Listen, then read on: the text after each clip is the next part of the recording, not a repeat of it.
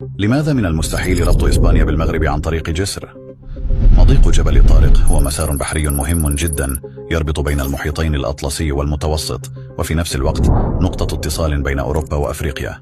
لكن إلى اليوم لا يوجد جسر يربط أوروبا وأفريقيا. لماذا؟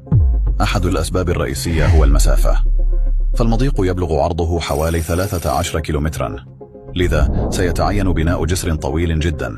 وعلى الرغم من أن أطول جسر في العالم يبلغ طوله حوالي 164 كيلومترا، فارتفاعه أقل من 100 متر. هذا لا يمكن أن يحدث في مضيق جبل طارق، حيث يصل عمق المحيط إلى ما يقرب من 900 متر.